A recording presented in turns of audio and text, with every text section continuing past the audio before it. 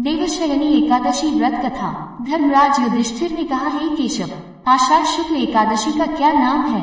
इस व्रत के करने की विधि क्या है और किस देवता का पूजन किया जाता है? श्री कृष्ण कहने लगे कि हे युधिष्ठिर, जिस कथा को ब्रह्मा जी ने नारद जी से कहा था वही मैं तुमसे कहता हूँ। एक समय नारद जी ने ब्रह्मा जी से यही प्रश्न किया था।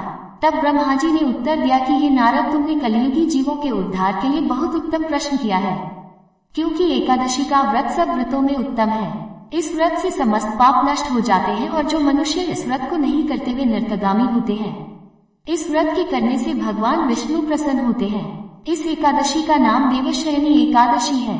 अब मैं तुमसे एक पौराणिक कथा कहता हूँ, तुम मन लगाकर सुनो। सूर्य वंश में मांधाता नाम का एक चक्रवर्ती राजा हुआ है, जो सत्यवादी और महान प्रतापी था। वो अपनी प्रजा का पुत्र की भांति पालन किया करता था। उसकी सारी प्रजा धन धान्य से भरपूर और सुखी थी। उसके राज्य में कभी अकाल नहीं पड़ता था। एक समय उस राजा के राज्य में 3 वर्ष तक वर्षा नहीं हुई और अकाल पड़ गया। प्रजा अन्न की कमी के कारण अत्यंत दुखी हो गई। अन्न के न होने से राज्य में यज्ञ आदि भी बंद हो गए। एक दिन प्रजा राजा के पास जाकर कहने लगी कि हे राजा, सारी प्रजा त्राही त्राही पुकार रही है, क्योंकि समस्त विश्व की सृष्टि का कारण वर्षा है। वर्षा के अभाव से अकाल पड़ गया है और अकाल से प्रजा मर रही है। इसलिए हे राजन, कोई ऐसा उपाय बताओ जिससे प्रजा का कष्ट दूर हो। राजा मांधाता कहने लगे कि आप लोग ठीक कह रहे हैं, वर्षा से ही अन्न उत्पन्न होता है और आप लोग वर्षा न होने से अत्यंत दुखी हो गए हैं। मैं आप लोगों के दुखों को समझता हूँ। ऐसा कहकर राजा कुछ सेना साथ लेकर वन की तरफ चल दिया। वह अनेक ऋषियों के आश्रम में भ्रमण करता हुआ अंत में ब्रह्मा जी के पुत्र अंगिरा ऋषि के आश्रम में पहुंचा। वहां राजा ने घोड़े से उतरकर अंगिरा ऋषि को प्रणाम किया।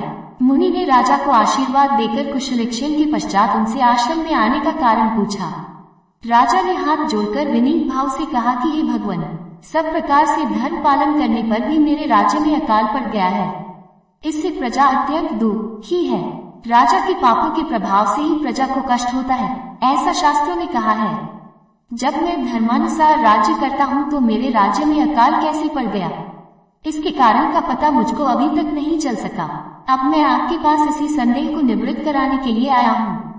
कृपा करके मेरे इस संदेह को दूर कीजिए, साथ ही प्रजा के कष्ट को दूर करने का कोई उपाय बताइए। इतनी बात सुनकर ऋषि कहने लगे कि हे राजन, ये सतयुग सब युगों में उत्तम है।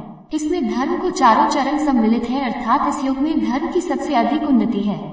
लोग ब्रह्म की उपासना करते हैं और केवल ब्राह्मणों को ही वेद पढ़ने का अधिकार है। ब्राह्मण ही तपस्या करने का अधिकार रख सकते हैं, परंतु आपके राज्य में एक शूद्र तपस्या कर रहा है। इसी दोष के कारण आपके राज्य में वर्षा नहीं हो रही है। इसलिए यदि आप प्रजा का भला चाहते हो तो उस शूद्र का वध कर दो। इस पर राजा कहने लगा कि महाराज, मैं उस निरपराध तपस्या करने वाले शूद्र को किस तरह मार सकता हूँ? आप इस दोष से छूटने का कोई दूसरा उपाय बताइए।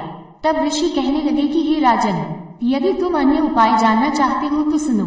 आषाढ़ मास के शुक्ल पक्ष की देवशयनी नाम की एकादशी का विधिपूर्वक व्रत करो।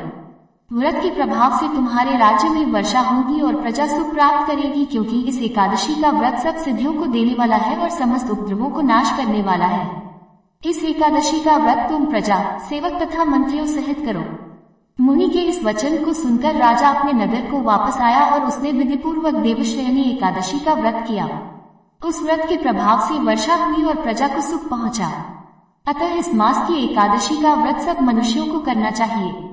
यह व्रत इस लोक में भोग और परलोक में मुक्ति को देने वाला है। इस कथा को पढ़ने और सुनने से मनुष्य के समस्त पाप नाश को प्राप्त हो जाते हैं। यदि आपको एकादशी व्रत का वीडियो पसंद आया है तो प्लीज वीडियो को लाइक करें और शेयर करें और हमारे चैनल को सब्सक्राइब करना न भूलें। धन्यवाद।